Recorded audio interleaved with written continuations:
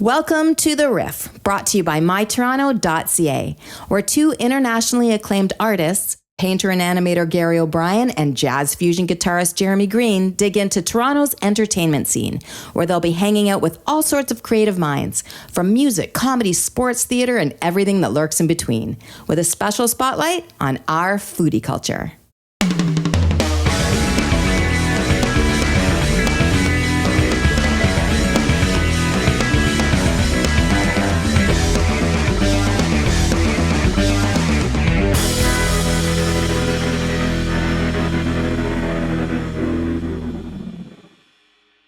Well, hello and welcome to The Riff, everybody. My name is Gary, and how are you all doing today? And I'm going to turn my attention to my left here and to my co-host, Jeremy. How are you doing? Good day, sir. I'm doing very fine, yeah. Good. Nice day. Nice winter, December, winter. Gray, beautiful. Don't even get me started, because I'm at the baby. point now where I don't even know where to put the snow on the driveway. Now, our snow banks are shoulder high, and I'm like throwing it further, trying to get rid of it.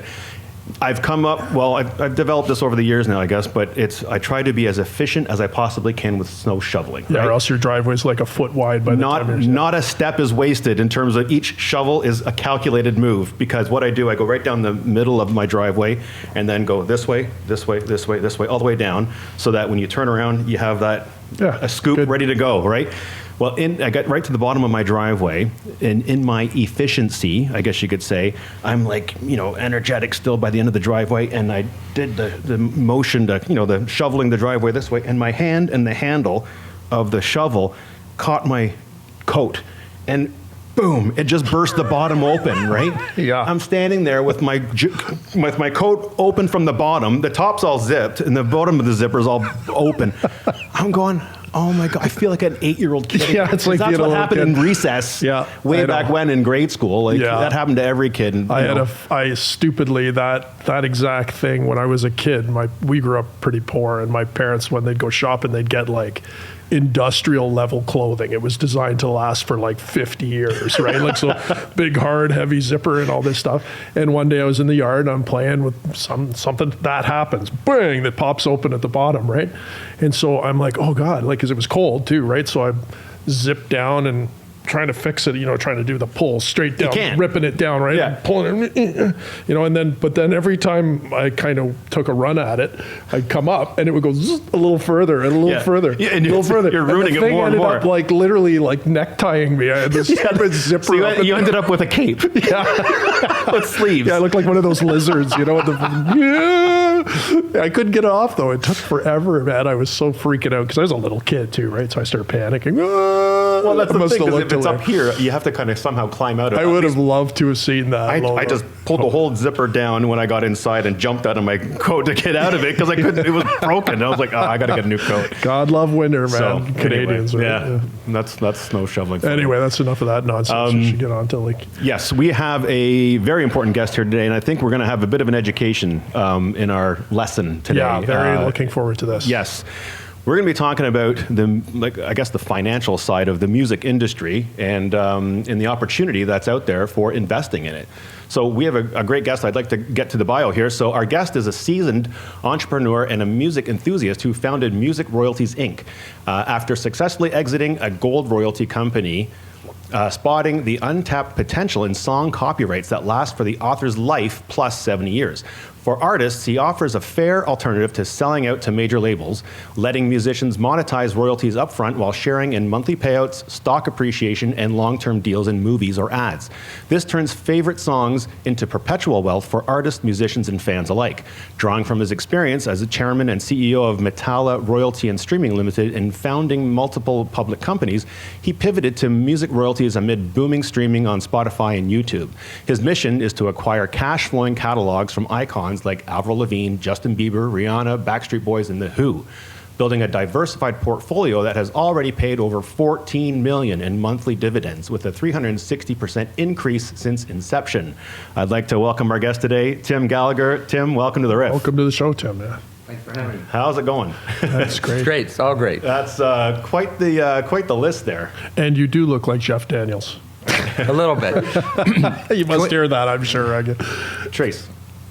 Sorry. There we go. All right.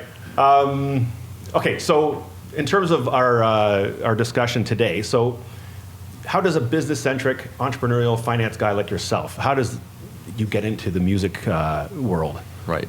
So it's all financial and investment related. So, one of the curiosities is in the Canadian public market of stocks, there's about 50 royalties companies. And they're sort of not in the business, the underlying business, they're just collecting a royalty on the underlying business. So the most successful of those is in the gold mining business. So if people are familiar with Franco-Nevada as an example, that was started in the 80s by Seymour Schulich and Pierre Lassonde, who've got their names plastered over all the hospitals and universities everywhere.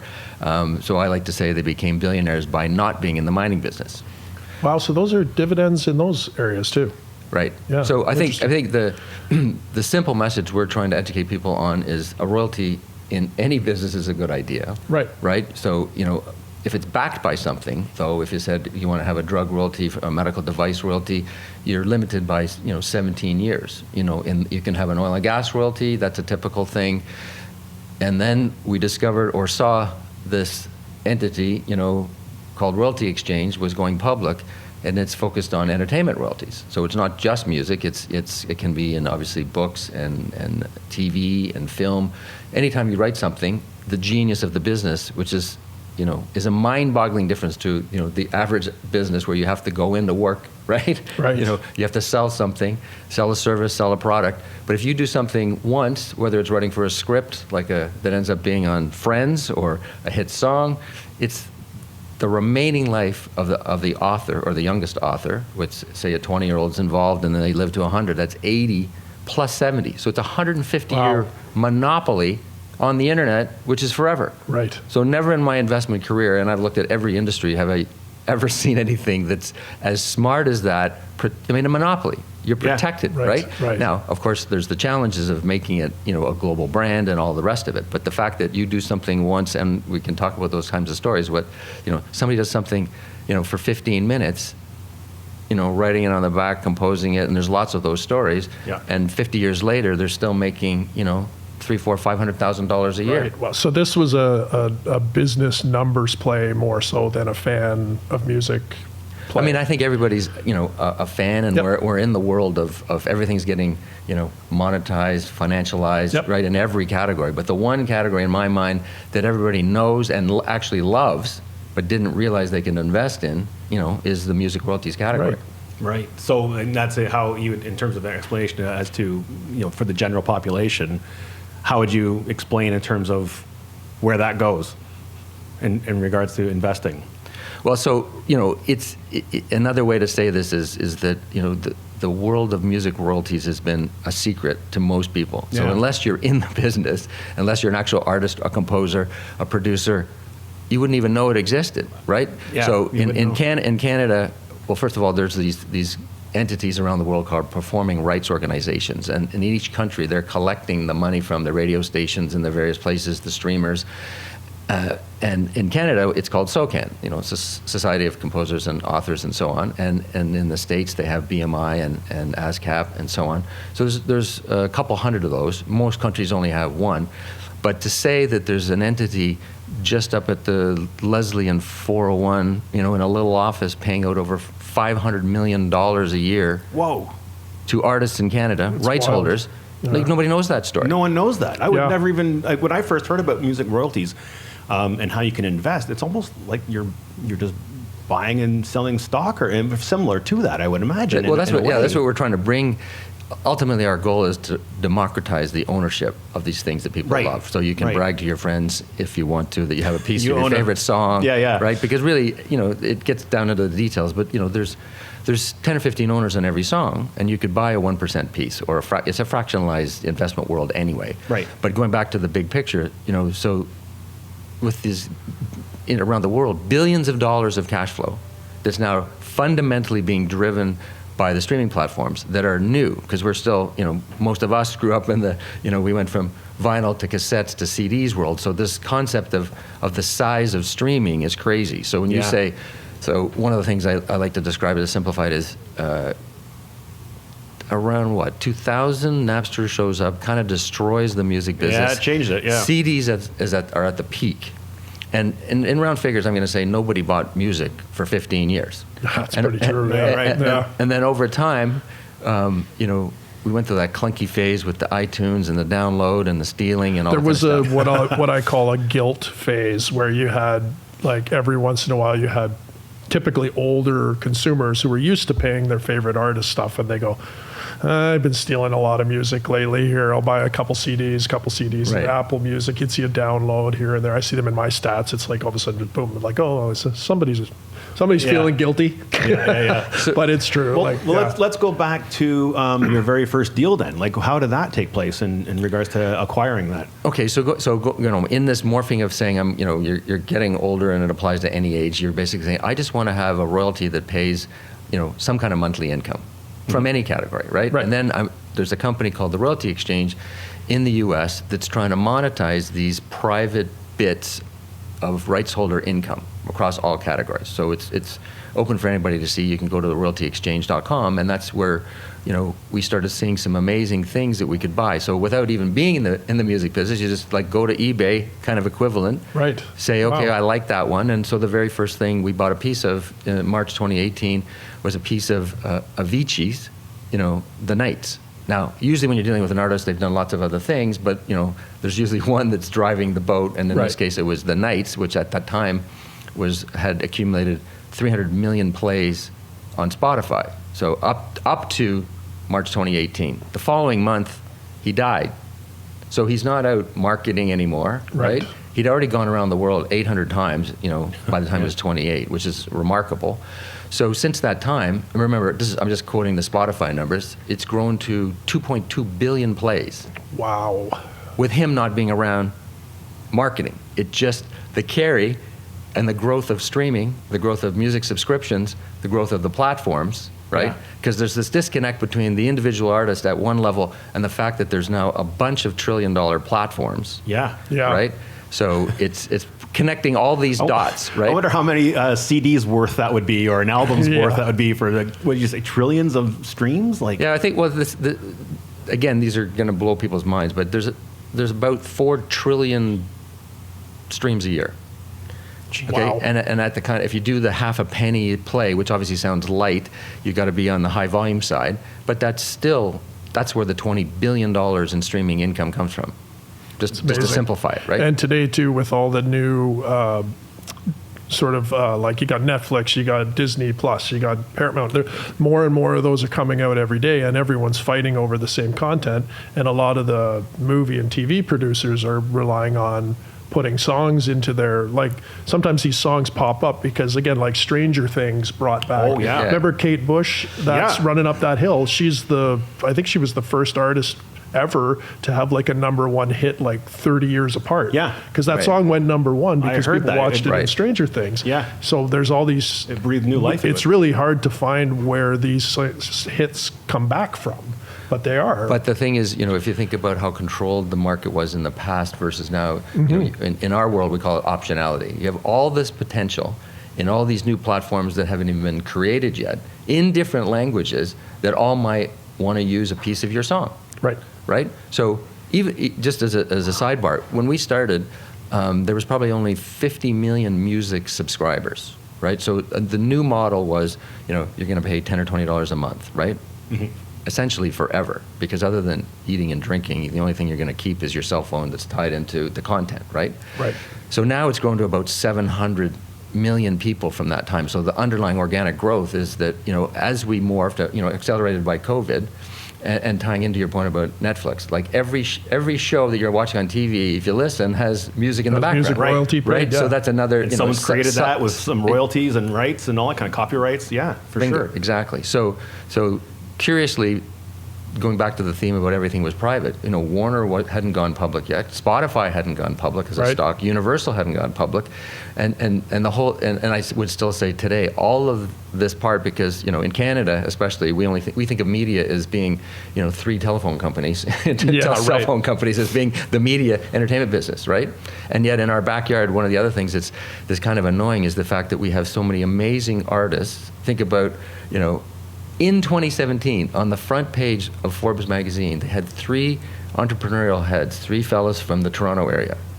#1 in the world. right? Justin Bieber, Oh, yeah. Drake, and The Weeknd. Yeah. Number Yeah. one streamers on the Crazy. planet, right? 2017. Yeah. You could still put that on the front page of any magazine, and they go, what are you talking about? Yeah. So, but the point is, in terms of the new money to the table, which is an important thing to keep in mind, from selling records to a few young people, call it 10% of the population, we've gone to the place where there's like 1 billion people paying $200 a year Yeah. as a utility bill Right. until they're gone. Infinitely. So it's sort of Yeah, $200 billion worth of new money, and of course it's the globalization aspect of it as well, right? So Okay. there's all of that. We will be right back after this message. And we're back. But for some songs, does a song not have like kind of a shelf life of some sort of? I'm not thinking. Not every song is going to be a hit, so there's going to be some sort of shelf life for some songs, right? So going into the future, like what does that look like for? Is there an investment strategy that we have for the future then for that? Well, I think this is sort of to generalize it. I think everything we talk about is common sense. It's just getting your head around thinking about whether that actually is true. So yeah, there's 100 million songs on your phone. Right. And most of them will go down. Most of them won't be global brands.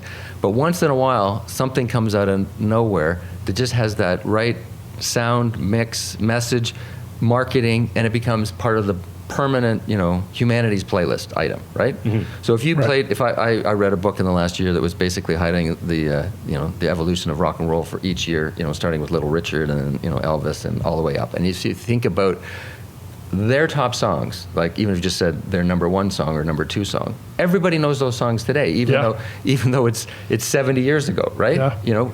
So the way we think about the ideal portfolio is literally the best of the best that's still being played, and it still gets you to want to listen to it over and over again. So if you went to the Scotiabank Arena behind us, and you started listening to the song, you're singing the songs, everybody's singing to Sweet Caroline, they know the words, and it's a 50-year-old song. Yeah. Right? Yeah. It's the same idea where you have to be a trophy property. Like in everything in investing, you got to be something special that's going to be around for generations to come. And so, even on a tangent, the movie Holiday Inn that was released in 1942 with the song White Christmas? Is that where it's from? Really? Literally, right? So Bing Crosby, in fact, it was created in 1941.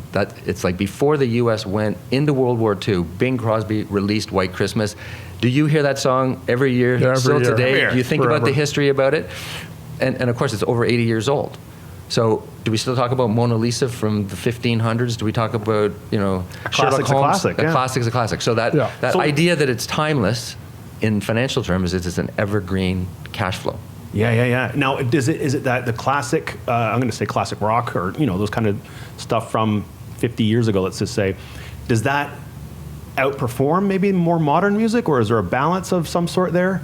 Well, I think that's the judgment that you apply in terms of the different situations you run into, or the point when you're making the point about Kate Bush. Then the idea that if there was only one owner on a song and you thought, what, I'm gonna, Kate Bush doesn't want it anymore, and I'm gonna go and talk to the music supervisor at Netflix, and I'm gonna bring it back, right?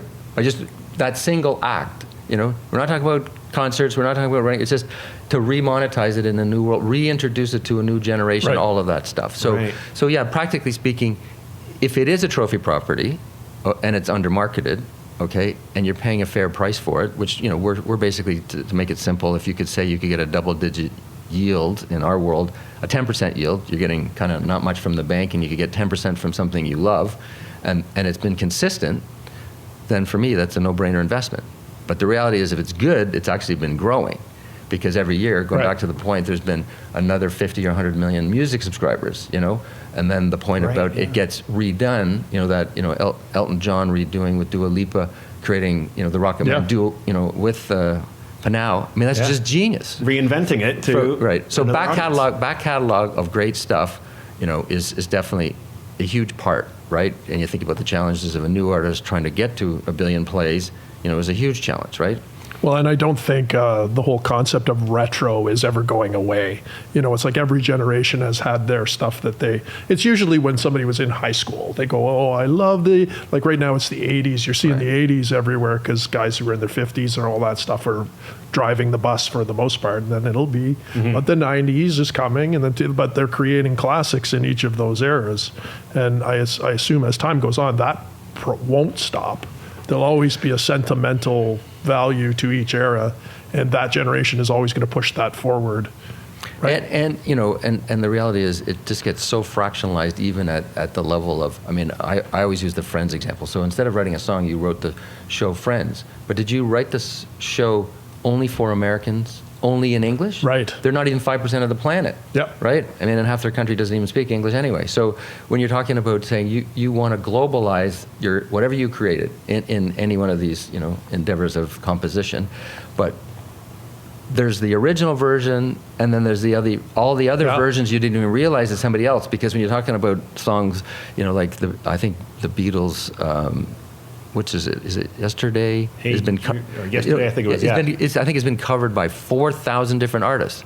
So on paper, I don't know what the success is of all those 4,000 artists, but some of them would be certainly generating lots of royalties for Paul McCartney and crew, right? Oh, yeah. And you also hear them when you travel around the world too. You hear weird language versions of those songs. They'll redo it and reintroduce it to that population, to your point, right? So you can do something once in 10 minutes or whatever it is in the extreme, and you don't know where it's going to pop up, right? When it's going to be, you know, turning into a massive new revenue stream, right? How influential it can be in multiple, you know, languages and countries and stuff, and breathe new life into old music. And then the crossover aspect that you're talking about, the shows, right? So think about all the movies that are basically defined by their soundtracks. Yes. Oh, for sure. You know, so yeah. Right. So it's just the way the system works. So it's super confusing because there's so many platforms, so many different things, so many things that haven't been done. Have you made the Bollywood version of all your stuff? Right. You know, for $1 billion for Indians. Have you done a K-pop version? Have you done a Brazilian hip hop version? You know, that's the point about really monetizing to the nth degree. It's endless. What you've created. It's totally. Endless. But it's endless monopoly. Perpetual on the internet. So there's, like, compared to your normal investment that says, you know, this is a good time to buy this product because, you know, Peloton's hot now, but it's going to go away. No, this is recession proof because everyone's into music. That's probably the most important part. Songs, Right? Wow. You know, the world runs into trouble for good reasons or bad. You're still listening to music. Everyone right? listens to music. You know, sad songs, happy songs, get on the dance floor songs. It's a part of your life. Yeah. Wow. So but again, we're coming at it from the point of view that if we create the investable portfolio that has thousands of songs that everybody knows, right? And this payment system in the background puts it into your bank account, then that's the... You know, and for musicians too, like if we've all got to try to put something away for retirement and stuff like that, if you're going to hold an asset or something, better to hold something you understand.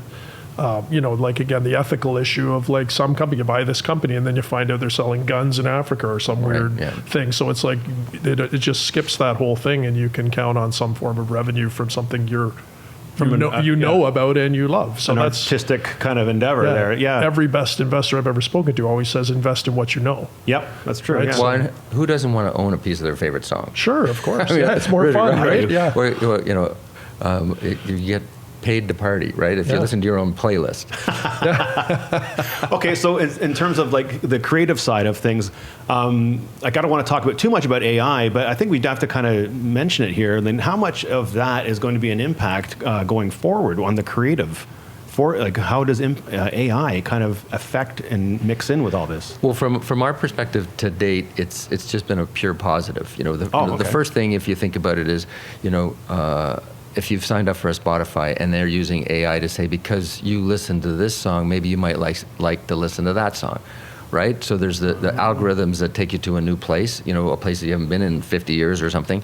From an artist's point of view, to me, when we talk to them, you know, it's like, say you're trying to do a demo, and if you spend all day long trying to create one demo for one genre, okay, the male version of a particular song, and say, no, I want you to do the female version of a K-pop song, you know, do the AI version of that, do a country version of that, and send out 10 demos by the end of the day.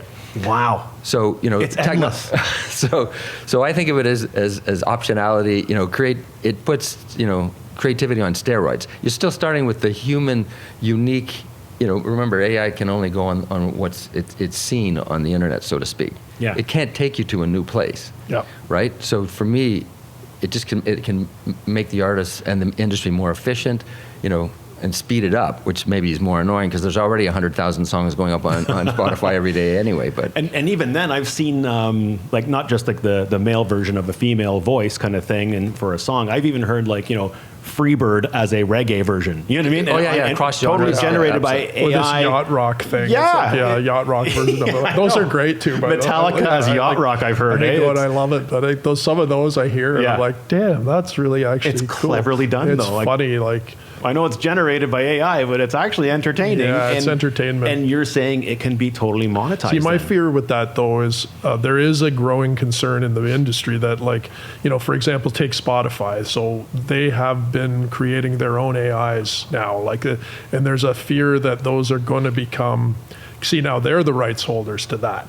Right. So if they start generating their own hits, now they have a vested interest in what they stream. So they can choose to play my song on the radio or the one that they get paid for. So I know business, they're going to pick the one they get paid for. That's a fear, because if you've got all these different companies producing their own AI, because Right. again, it's AI, anyone can do it. So just some schlep in the back room can be doing, and a lot of those playlists, if you click on like Relax, or they have the music to study by. Right. A big portion of those are AI generated, and people don't even know it. They're just listening to AI, and it's like, and Spotify is the rights holder and owner on all of that stuff. Yeah. It's a conflict of interest, frankly. I don't know what they're going to do with that. But I agree that if you're talking about something, I don't consider that to be particularly creative. If somebody's got elevator music and relaxed music, Yeah. then that's the low end, Sure, right? yeah, if you're that's- talking about true creativity and volume of the latest greatest stars, I still think that you got to have all the parts that create the audience. Yep. Okay, is going to supersede that particular sort of low bar. yeah, situation. and we also all know that marketing has a huge role in what songs get out there and what are popular. And these record companies are throwing a lot of revenue behind the video component and the dancing component and all that cool, fun stuff, and that drives listeners too, and they go, wow, this is a great new song. There's 400 like that, but they push that one out. So if you don't market something properly, like, AI is not going to necessarily get the same level of marketing attention, which in this economy, when you're producing 1 billion songs, finding those good ones is getting harder and harder. It used to be given to us from the radio stations. The DJ would go, hey, this is a great new song, guys, listen to this. And we were all listening to the same sources. But now we're all listening to different sources. Yeah. And it's madness. So it's only got to come from you. So it's actually getting harder to find the music in among all this amazing stuff that's being created. One in the middle is there. That's a good one. Like, without the marketing component, it's buried. You know what I'm saying? Mm-hmm. Yeah, So, but I do think it's an expanding universe. So Yeah. I still think, if you're talking about people wanting to listen to, you guys are the professionals. You want to listen to the original, you can tell the difference between computer music and the original. And you say, that's a fair thing to do. Maybe you've got your original, Yeah. but you don't have time to do the Bollywood version. Right. So maybe that's just, and maybe you don't get the same amount of money generated that you would in your own backyard with your own personal fan connection. I think is a big part of creating traffic, right? Creating the brand, as opposed to just saying, just see if somebody makes something happen on TikTok, right? Yeah. So increase your chances, use it as a tool, but I don't think it's ever going to replace, the classics and the originals and the next version Yeah. of the true artists. I mean, obviously, it's curious when you think about the very first thing we bought. How do you explain Avicii as a musician, right? He's not singing the song. It's not him singing, right? He didn't write the song. He's not the video. All the people that we dealt with, they did all of that, and then just went to him to cut a deal to market it. So it's like, he did a great job, but he went around the world 800 times, which obviously, that's a hard thing to do for most people. But Wow. So I think of him as kind of, he's not a musician, he's just the marketer who took whatever 30% cut. Sort of like you cut in the music companies for 50% to do the job and get you out there and create the brand, and you still have a 24/7 job. Mm-hmm. But yeah. So, how does one buy into then as an average investor? I would think I'll put myself in that position right now in terms of the average investor. How do I go in and say, okay, music royalties, I've heard of them. I'd like to invest in my favorite songs or whatever. And how does that take shape? Well, first, I'm going to say there's 3 ways to do it. If you know somebody in the industry, instead of just talking about their backstories, you actually talk about something that's more personal, which is, hey, if you have any royalties that you ever want to sell, I love your stuff, make a deal with that songwriter, producer, old guitarist, retiring drummer down the road, right? Now, if someone that was part of that production industry at the time, that's getting money from probably... Who has a share in the song. Exactly. Yeah.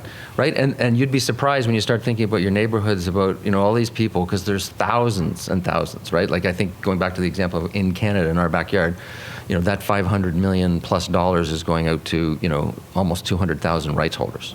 So if you do the average, it's not a lot per person, and it's all that's factored in. Maybe take a minute to just explain to the listener, like, how is the rights holders? How many rights holders typically are there on songs? How does that usually? Yeah. So the best part about using Spotify to answer that question is if you go to the right side, not playing the song, you'll see 3 dots. If you hit that, you go all the way to the bottom. It says View Credits. And when it says credits, it's basically those are the owners of the song. Right. So to simplify it, I'm going to say if a high school band has got potential, they get signed by Universal, Warner, Sony, 50% is going to go to the record company. Sure. Right? The other 50% is you arguing over each other, whether you get 10%, he gets 15%. Within the band, the drummer gets 5%. Yeah, and are you writing your own stuff? Is there like 5 people in the band and 5 people There's a very writing? complicated web behind every song. You got songwriter credits, you got the guy that wrote the music, you got the mechanical rights, the people that own the actual recording is usually owned by the record label. You got some of the guys running the board back there, they usually get a piece. The producer gets something. Like, there's like, on an average song, it can be like 10, 15, 20 rights holders on every song. Exactly. So when we say, when we just divide that up, then if it were to just make it simple, if the 50%, if you're good, is divided by 10 people who are involved, which is typical, right? Then each person's getting 5%.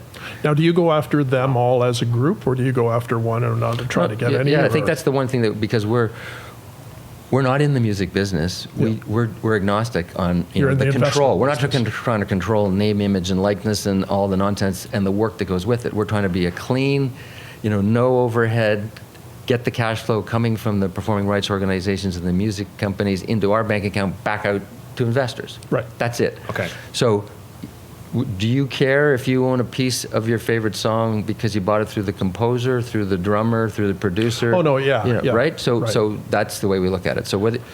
And going back to the money side of it, I'm just going to say, just so you have at least a reference point. If any song is part of Humanity's playlist and everybody knows the words to it, it's at least generating $1 million a year.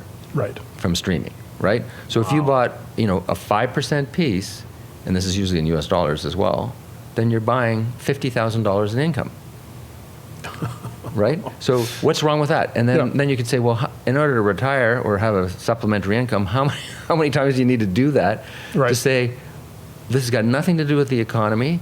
This is just a piece of humanity's trophy property list that's going to go on for the next 100 years. You write one check, and your family gets $5 million over the next 100 years. Because 50,000 times. Yeah. Right? Hey, don't go anywhere. We'll be right back.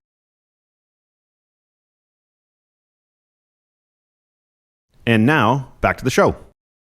So again, just bringing it back to someone who would like to invest, they're buying what you've got, not so much buying into individual. My favorite, rock tune or whatever. Like you're not buying individual things. You're buying a collection, a catalog of many catalogs, I guess. Like a pool. A pooling of sources that you're paying out on. Exactly. Is that fair? So using the original example, saying you can do it personally and buy your own thing at whatever price you think is fair.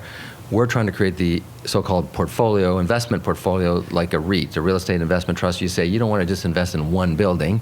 You like to know that there's lots of buildings, lots of different tenants. And in this case, so over the last 7 years, we've made 31 catalog acquisitions. So we have 7,000 songs, right? So we have a pretty neat playlist. If you look on Spotify under Music Royalties Inc., you'll see pieces of Rolling Stones songs, that we got from the, manager producer. He introduced us to the producer of The Who and the Kinks. And then, when on the royalty exchange, we were able to buy things like pieces of Dire Straits and Eminem. Every one of his songs is 2 billion plays. And, you're trying to get anthem songs. Great example of that is, and another example of who creates them versus who markets them. Empire State of Mind is a New York anthem song, right? It's an inspirational song. And the writer, brought it to Alicia Keys, who brought in Jay-Z, and now you have like the perfect package, right? One thing leads to another. Right? We have one-hit wonders like Dancing in the Moonlight from 1973 from King Harvest. That version, it's not like the Top Loader next version. So the songwriter gets, all the royalties because it's his song. It's his song. Okay, yeah. but we just got, the performing side from the first band that made it famous. So we have 7,000 songs. So It's very diversified. So instead of having 7,000 buildings that are paying rent, we have 7,000 songs. That all pay. Now, I guess when you're doing something like that, like any other investment pool, if a song goes out of style, it's kind of it's okay because some of the others are going in style. So it's offsetting. Right. I still would say that the classic, so of that playlist, even using the Avicii example, there's 60 songs that are in there. I didn't even look at the other ones, right? Because all the money is coming from the Nights. Right. The 2 billion play song. So when it comes down to the Beatles, good example, right? They wrote 300 songs. Right. But how many do you actually like and play now? Yeah, right. Right. Yeah. 1, 2. So it's in a harsh way. From a consumer's point of view, you turn everybody into a one-hit wonder, right? Because you say, my playlist is, I love that song from that band. And, so you're not saying I want to listen to the whole album or all the albums. You're cherry-picking the song that's generating all the money, essentially. Wow. But, so if you look at the playlist on Spotify that we've highlighted, the most of the money is coming from that. So you're saying, you can have songs that are generating a few pennies, as you would expect, versus the ones that are paying, $10,000. Yeah. But, our Dancing in the Moonlight's paying us $100,000. Right. Which is crazy, because it's a one-hit wonder. Yeah. And that takes us into another world about advertising, but that's a curious story because they got, a participation in an ad that we watch these things grow. You call it, calling them sinks. But it's $400,000 US for use in an eye drug ad in the U.S. It's like, so we have our piece of that, but it's just like it's the marketing budgets, are a separate part that's from the streaming. Yeah. So you mentioned Dancing in the Moonlight as a big winner there. Let's shine some light here onto our food. Oh, look at You like what I did there? Yeah, that's pretty good. Okay, good. I was kind of proud of that one. Okay. Very fancy, So Jerry. we're going to move over to the food here. So Tim, Tracy likes to feed us in terms of taking some of the local fare of Toronto and bringing it onto the show.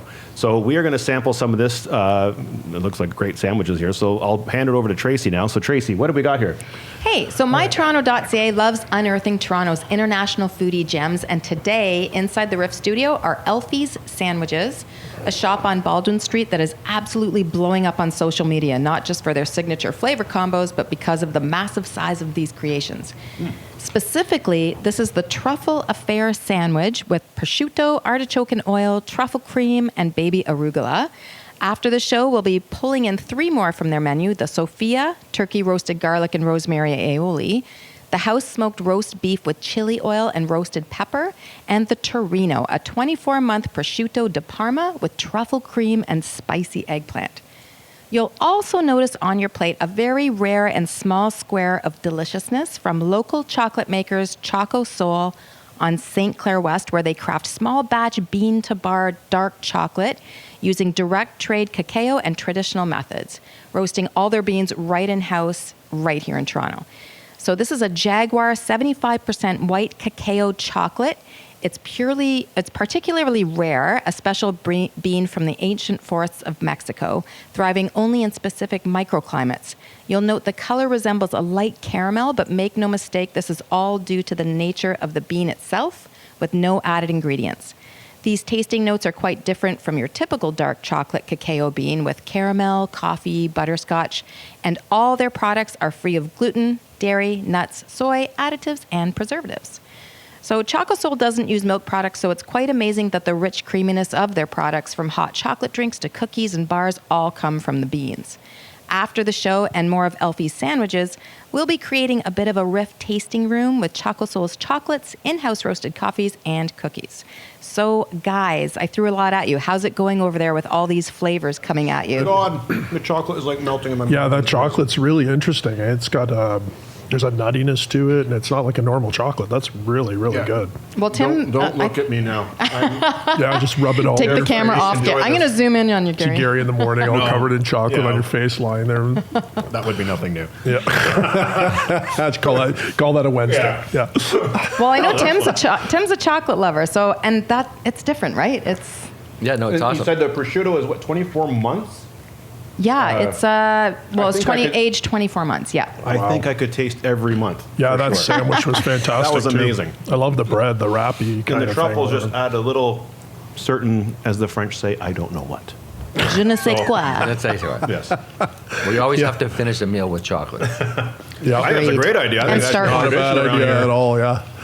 Yeah. Chocolate at the end of everything. Nicely That'd be done, great. Tracy. Good pick. Yeah. Okay. that- and more to that's really come. good. More to come. More to come. Well, Awesome. I'm really looking forward to that. that. That's It's on great. you. Oh my god. All right. So back to our music discussion here. So we left it off there as you know, in terms of buying into a collection, right?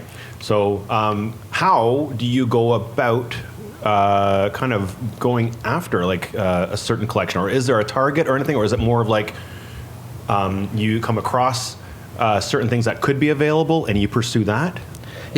All of the above. I mean, Okay. remember, we're talking about, let's just estimate a few million creators in North America as an example, right?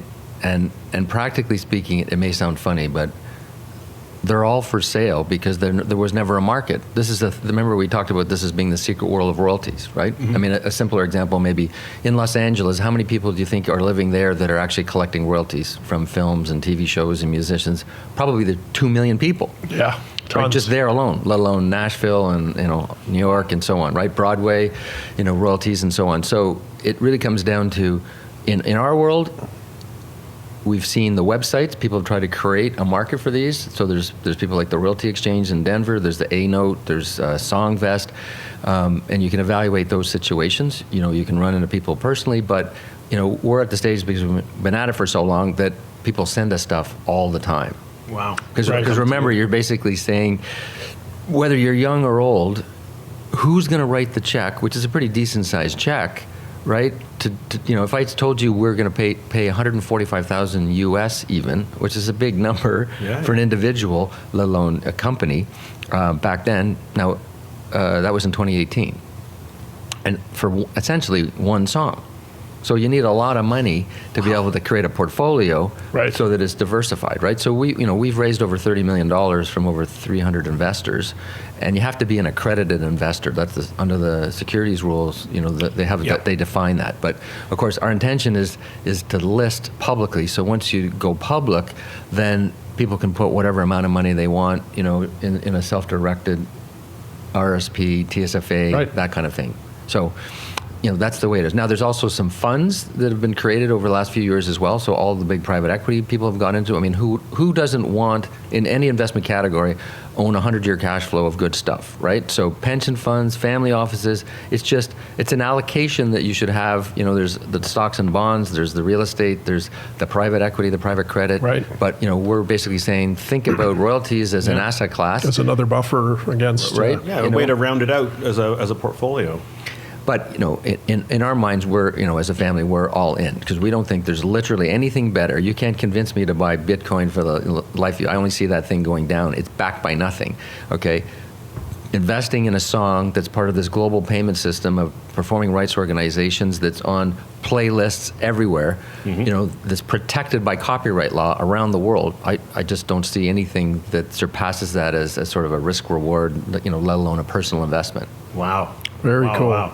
So, and I do have to ask you about the Rock and Roll Hall of Fame and some of the music awards events that you attend. Right, and those are fun, especially if you haven't. There's going to the concerts, but to the extent you want to see, a bunch of people getting an award or get closer, buy a table or buy a ticket. It's like going to a hockey game in a way. But Is it? Yeah. So we, in 2019, sort of just after we were getting started, we trudged our way down to Cleveland.